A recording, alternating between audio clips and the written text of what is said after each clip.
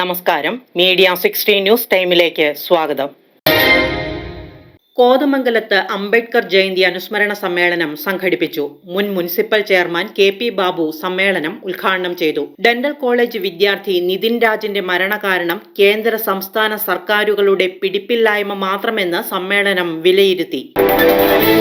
തിരുവനന്തപുരം ആര്യനാട് സ്വദേശി കണ്ണൂർ ഡെന്റൽ കോളേജിലെ 1ാം വർഷ വിദ്യാർത്ഥി നിതിൻ രാജിന്റെ മരണം കൊലപാതകത്തിന് തുല്യമായ പീഡനത്തെ തുടർന്നാണെന്ന് ദളിത് കോൺഗ്രസ് കോതമംഗലം ബ്ലോക്ക് കമ്മിറ്റി ആരോപിച്ചു. ഇതിന്റെ ഉത്തരവാദിത്തം നവോത്ഥാന സദസ്സ് നടത്തി ദളിതരെയും പിന്നോക്കക്കാരെയും സംരക്ഷിക്കുമെന്ന പ്രഖ്യാപനം നടത്തിയവർക്കാണെന്നും ദളിത് കോൺഗ്രസ് പ്രവർത്തകർ പറഞ്ഞു. കോതമംഗലം ബ്ലോക്ക് കമ്മിറ്റി സംഘടിപ്പിച്ച 135ാം അംബേദ്കർ ജയന്തി അനുസ്മരണ സമ്മേളനമാണ് നിതിൻ രാജിന്റെ മരണം കൊലപാതകമെന്ന് വിലയിരുത്തി.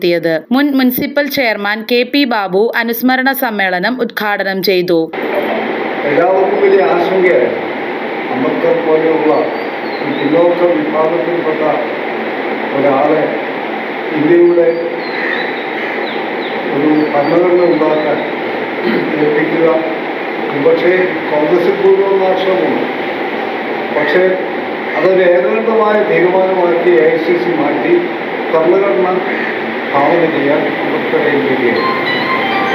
അംബേദ്കർ കണ്ടെത്തിയ ഒരു ഭരണഘടനയുടെ ആധിപത്യമാണ് ദശാബ്ദങ്ങൾ പിന്നിട്ടതും ഇന്ത്യയിൽ നിലനിൽക്കുന്ന ജനാധിപത്യവും അതേപോലെ ഈ രണ്ട് വാക്കുകളുടെ ആശ്ചര്യം ഭരണഘടന വിഭാവന ചെയ്തത് ഒരിക്കൽ പോലും അത് മറ്റാർക്കും കണ്ടെത്താൻ കഴിയുമായിരുന്നില്ല. ഈ ജനാധിപത്യ രാജ്യമായിരിക്കണം ഇന്ത്യ. ഓരോ മനുഷ്യൻ്റെയും വിരൽത്തുമ്പിൽ രാജ്യാധികാരം ഏൽപ്പിച്ചു കൊടുത്തുള്ള ഭരണഘടന വിഭാവന ചെയ്യുന്നത് ഡോക്ടർ അംബേദ്കർ.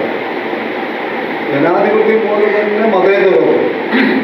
ഇന്നും ഈ രാജ്യത്ത് മതേതരത്വം നിലനിൽക്കുന്നുണ്ടെങ്കിൽ അത് ഭരണഘടനയുടെ ഭാഗമായി.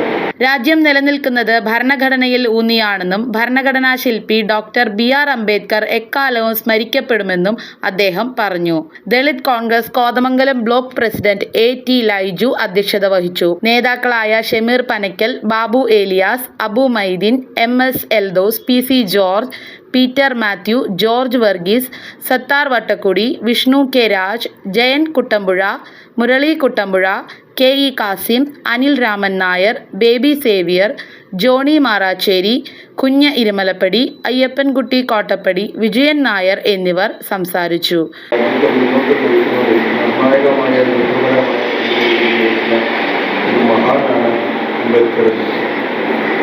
സൂചിപ്പിച്ചതുപോലെ അദ്ദേഹത്തിൻ്റെ പരിമിതികളിൽ നിന്ന് രാജ്യത്തിൻ്റെയും ലോകത്തിൻ്റെയും നെറുകയിലേക്ക് പല തരത്തിലാണ് അദ്ദേഹം ഉയർന്നു വന്നത്. അദ്ദേഹം രാജ്യം സ്വാതന്ത്ര്യം പ്രാപിച്ച് പണ്ഡിറ്റ് ജവഹർലാൽ നെഹ്റുവിൻ്റെ പ്രഥമ മന്ത്രിസഭ വരുമ്പോൾ അതിൽ നിയമമന്ത്രിയായി വരികയും അതിലൂടെ രാജ്യത്തിന് ദിശാബോധം നൽകുകയും ചെയ്തതിൽ അദ്ദേഹത്തിനുള്ള പങ്ക് എന്ന് പറയുന്നത് ചെറുതല്ല. ലോകത്തിലെ രാജ്യത്തിന് ഉയർത്തിക്കാണിക്കാൻ പറ്റാത്ത തരത്തിലുള്ള നമ്മുടെ ഭരണഘടന. News desk media 60 Kothamangalam.